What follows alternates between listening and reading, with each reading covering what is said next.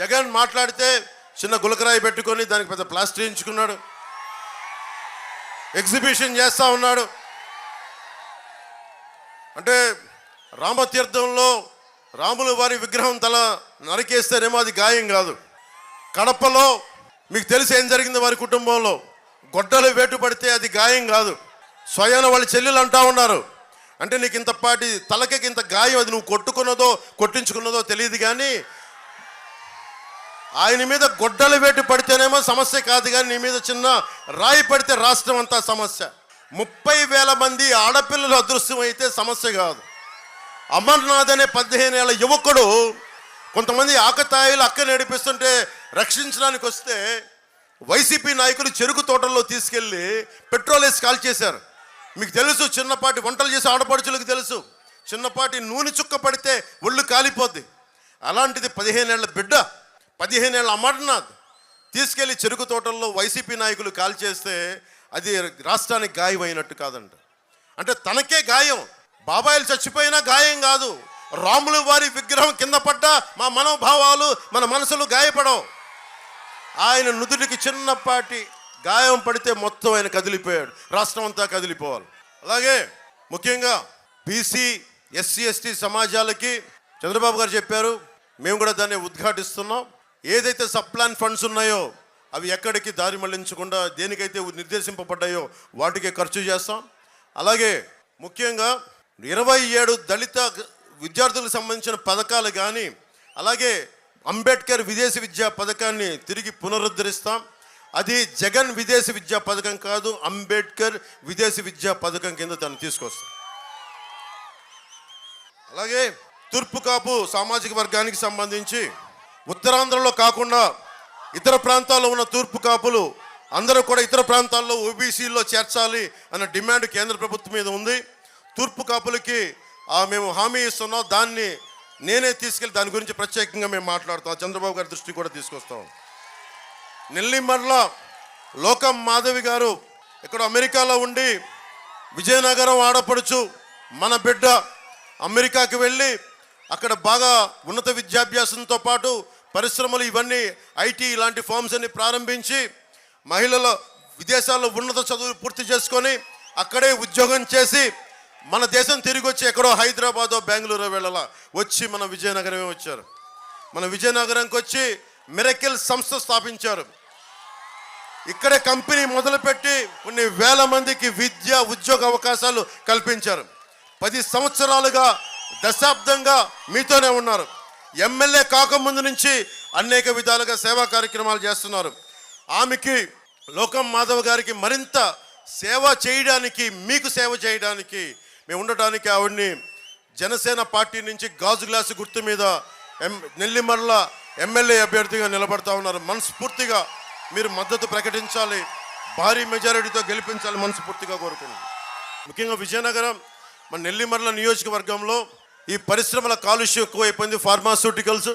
ఆ కాలుష్యం దానివల్ల మీకు కిడ్నీ వ్యాధులు కానీ ఆడబిడ్డలకి గర్భం కూడా రాలేని పరిస్థితులు. దీనికి ప్రత్యేకించి కాలుష్య నియంత్రణ మండలిని బలోపేతం చేస్తాం. అలాంటి వ్యర్థాలని శుద్ధి చేయకుండా భూమిలో కానీ బయటికి వదిలినా వాళ్ళ మీద బలమైన చర్యలు తీసుకుంటాం. మీకు జగన్ వచ్చి 1 కాదు 2 సార్లు కాదు 9 సార్లు కరెంటు బిల్లు పెంచారు. కరెంటు పట్టుకుంటే కాదు వాడితే కూడా షాక్ కొడుతూ ఉంది ఈ ప్రభుత్వంలో. ఈ ఒకటే మాట, ఈ వేసవిలో కరెంటు బిల్లులు తగ్గాలి అంటే ఏసీలు ఫ్రిడ్జ్లు ఆపితే సరిపోదు. ఈ మే 13వ తారీఖున ఆ ఫ్యాన్ని స్విచ్ ఆఫ్ చేసేయండి. ముఖ్యంగా మత్స్యకారులకి జట్టీలు నిర్మించాలి. కేంద్ర ప్రభుత్వం ప్రత్యేకమైన పథకాలు తీసుకొస్తా ఉంది. ఫిషర్మెన్కి, మత్స్యకారులకి జట్టీలు, ముఖ్యంగా చింతపల్లిలో జట్టీ రావాల్సిన అవసరం ఉంది, అది మా దృష్టిలో ఉంది. పూసపాటి రేగ మండలం చింతపల్లిలో జట్టీ అవసరం చాలా ఉందని మత్స్యకారు సోదరులంతా చెప్తున్నారు. ఎమ్మెల్యే అభ్యర్థిగా మనకి లోకం మాధవ్ గారిని గెలిపిస్తే నేను అలాంటి సమస్యలన్నీ చంద్రబాబు గారి దృష్టికి తీసుకెళ్ళి వాటిని మేమందరం ఒక బలమైన ఒక నిర్ణయాలు తీసుకొని ప్రతి 30-40 కిలోమీటర్లకి 70 కిలోమీటర్లకి చిన్న జట్టీలు, పెద్ద జట్టీలు, ముఖ్యంగా మత్స్యకారులు తీసుకొచ్చే పోరాటం చేస్తాం. ముఖ్యంగా యువతకి మీరు ఏ కులం ఏమైనా అడుగుతారు. చంద్రబాబు గారు కూడా చెప్పాను మొన్న, కుల గణాంకాలతో పాటు ఇక్కడున్న ఆడపడుచులకు కూడా, యువకులకు కూడా మీ కులంతో పాటు మీ ప్రతిభ, మీ సమర్థత ఏంటి అని తీసుకుంటే దానికి తగ్గట్టుగా స్కిల్ డెవలప్మెంట్ తీసుకొస్తాం. మీరు ఎక్కడికి వెళ్ళాలన్నా, విదేశాలు వెళ్ళాలన్నా, లేదంటే ఇంకా పెద్ద చదువులు చదవాలన్నా, ఏదైనా నేర్చుకోవాలన్నా, వొకేషనల్ ట్రైనింగ్ ఎలాంటిదైనా సరే మీ ప్రతిభ, మీ ఇష్టాలు అయిష్టాలని అన్ని కనుక్కొని మీకు స్కిల్ డెవలప్మెంట్ చేసి పెడతాం. అలాగే ప్రభుత్వ ఆసుపత్రుల్ని చాలా ఆరోగ్యవంతంగా చేసి పెడతాం. ముఖ్యంగా తాగునీరుకి, సాగునీరుకి సంబంధించి 4 నుంచి 8 చెక్ డ్యామ్లు అవసరం ఉంది. 3 ట్రిబ్యూటరీస్, ముఖ్యంగా గోస్తని, చంపావతి, కందివలస గడ్డల మీద మనకి చెక్ డ్యామ్స్ నిర్మించాల్సిన అవసరం ఉంది. అది కూడా మేము లోకం మాధవి గారి నాయకత్వం దాన్ని ముందుకు తీసుకెళ్తాం. చాలా అత్యంత శరవేగంతో రామతీర్థ సాగర్ ప్రాజెక్ట్ని పూర్తి చేసే బాధ్యత తీసుకుంటాం. వైసీపీ ఒక 2 మాటలు చెప్పి ముగిస్తున్నాం. మీకు ఉద్యోగాలు ఎందుకు రావట్లేదు, ఉపాధి అవకాశాలు ఎందుకు రావట్లేదు అంటే జగన్ ఒకటే మాట్లాడతాడు, క్లాస్ వార్ అని మాట్లాడతాడు. చంద్రబాబు గారు నేనంట మేము పేదలను దోచేస్తామంట, దోపిడీలు చేస్తామంట. అరే ఇన్ని కోట్ల రూపాయలు కౌలు రైతులకు అండగా నిలబడ్డవాళ్ళు, సొంత డబ్బుల్ని కష్టపడి సంపాదించిన డబ్బుల్ని ఇచ్చిన వాడిని నాకు పేదలకు పొట్టగొట్టడం నాకే అవసరమే ఉంది. అది ఇన్ని దశాబ్దాల నుంచి ఉన్నారు ఆయన, ఇన్ని దశాబ్దాల నుంచి. హైటెక్ సిటీ బలంగా నిర్మించిన వ్యక్తి, 2000లో కూర్చొని విజన్ 2020 అని చెప్పిన వ్యక్తి. ఆ రోజున జగన్ లాగా ఆయనకు కూడా అలాంటి ఆశలు ఉంటాయి. ఈ రోజుకి ఆయనకు మీకు ఎన్ని లక్షల కోట్లు ఉండేదో మీకే తెలుసు, కానీ అలాంటి ఏం పెట్టుకోలేదు ఆయన. ఎంతసేపు డెవలప్మెంట్. మా ఇద్దరి మధ్య కూడా కొన్ని అభిప్రాయ భేదాలు ఉంటాయి, దేని మీద, పాలసీల మీద ఉంటాయి.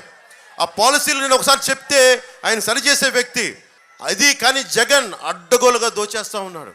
ఇది ఆగాలి అని క్లాస్ వార్ గురించి ఆగాలని మేమిద్దరం కలిసి వస్తే మా మీద క్లాస్ వార్ అని చెప్తున్నాడు. క్లాస్ వార్ డెఫినేషన్ ఏంటి? క్లాస్ వార్ డెఫినేషన్ పేదవాళ్ళని దోచేయడం, మధ్యతరగతి వాళ్ళకి ట్యాక్సులు పెంచడం, పేదలని అడ్డగోలుగా దోచేయటం. మీరు చెప్పండి, మీకు లిస్ట్ చెప్తాను జగన్ ఎంత దోచేశాడో. NTR health university fixed deposit మనకి బద్దలు కొట్టి 450 కోట్లు దోచేశాడు. స్టేట్ గవర్నమెంట్ ఎంప్లాయీస్ నిధులు మనకి జీపీఎఫ్ని డైవర్ట్ చేసి 800 కోట్ల రూపాయలు దోచేశాడు. లోకల్ బాడీస్ పంచాయత్ ఫండ్లు 8000 కోట్లు దోచేశాడు. ముఖ్యంగా భవన నిర్మాణ కార్మికులు వాళ్ళ మన కండని కరిగించి రక్తాన్ని మరిగించి 450 కోట్ల రూపాయలు భవన నిర్మాణాల సంక్షేమ నిధి నుంచి దోచేసిన వ్యక్తి జగన్. ఇతను క్లాస్ వార్ గురించి మాట్లాడతాడు. ఆడబిడ్డలను కూడా వదల్లా. మనకి ఉమెన్స్ అభయహస్తం ప్రీమియం కూడా 2000 కోట్లు దోచేసిన వ్యక్తి. ధరల స్థిరీకరణ నిధి నుంచి 500 కోట్లు దోచేసిన వ్యక్తి. ఒకటే చేశాడు జగన్ పాలనలో, ఒకటే జరిగింది, గంజాయిలో నెంబర్ 1 అయింది. దేశద్రోహాల కేసు పెట్టడంలో నెంబర్ 1 అయింది భారతదేశంలో. అడ్డగోలుగా మన్రేగా జాతీయ ఉపాధి హామీ పథకాన్ని అడ్డగోలుగా దోచేయడంలో నెంబర్ 1 అయింది. అప్పుల్లో మనకి రైతుకి ఇంత అప్పు లేదు. 3 సార్లు అన్ని తలసరి అందరికంటే కూడా 3 రెట్లు ఎక్కువ ఉంది ఆంధ్రప్రదేశ్ రైతులకి అప్పు. నెంబర్ 3 మనకి రైతులు ఆత్మహత్య చేసుకున్న నెంబర్ 3 రాష్ట్రంగా పేరు తెచ్చాడు జగన్. చిన్నబిడ్డల్ని ఆడబిడ్డలను ట్రాఫికింగ్ చేసే కేసుల్లో మనకి భారతదేశంలో ఆంధ్రప్రదేశ్ 3వ అయింది. ఆంధ్రప్రదేశ్ 15 స్టార్టప్ అంటే కొత్త స్టార్టప్స్ ఏదైనా రావాలంటే మనకి బీహార్ కంటే, ఒరిస్సా కంటే కూడా మనం వెనకబడి ఉన్నాం. 15వ స్థానంలో ఉన్నాం. మీలాంటి యువత ఎక్కడికి వెళ్తారు? బీహార్కి పోతారా?